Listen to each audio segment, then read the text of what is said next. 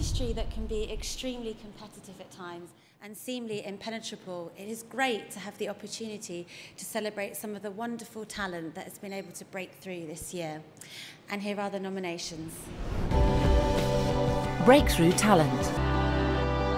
Dave White, Pete vs. Life. This week on Pete vs. Life, the socially challenged sports writing hopeful faces an old foe on tip-top form, ex-flatmate Jake, who once survived 8 days on an Arctic ice floe after a dispute with his huskies.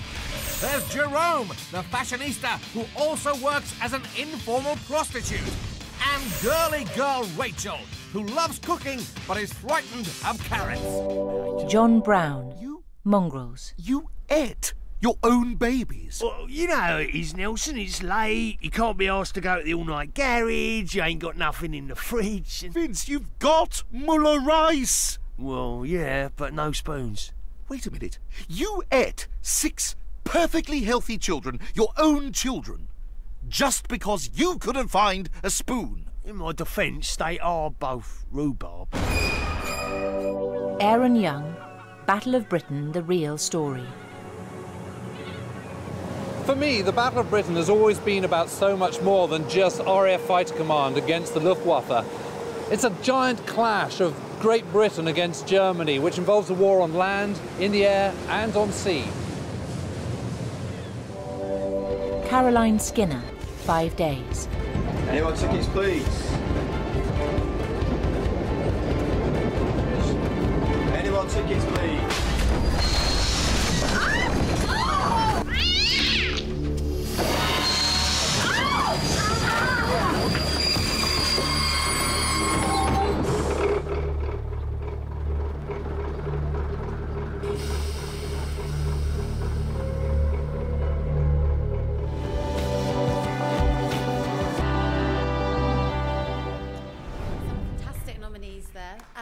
But the BAFTA goes to John Brown for Mongrels.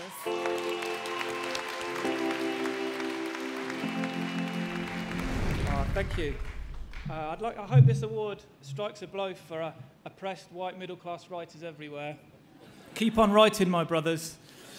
No, but seriously, that was my joke, so that's gone. I'd like to thank Stephen McCrum, my producer, my lovely agent, Jessica Cooper, director Adam Miller, but most of all, my lovely wife, Carly, my baby, Isaac, and my dog, Sailor. Thank you. Bye-bye. John, you are a breakthrough talent. How does it feel? Really good. Yeah? I'm really touched. I honestly thought I was going to cry on stage. It would have been really bad. I've done a few speeches. I did one when I got married and I cried, and I thought I'm not going to do that again because that was bad. And I did a joke, which I think I maybe shouldn't have done, so...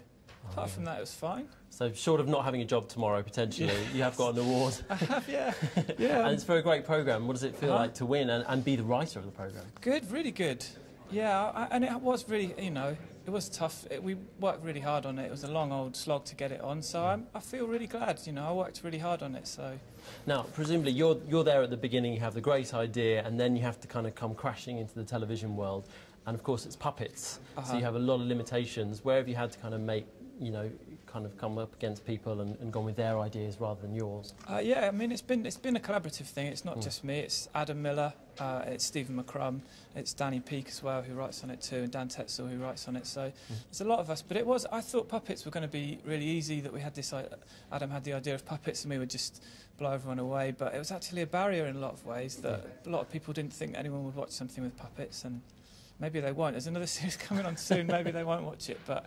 Yeah, I'm glad. I feel that we did a really good job. So. And what would be your advice then for other writers struggling to get their name heard?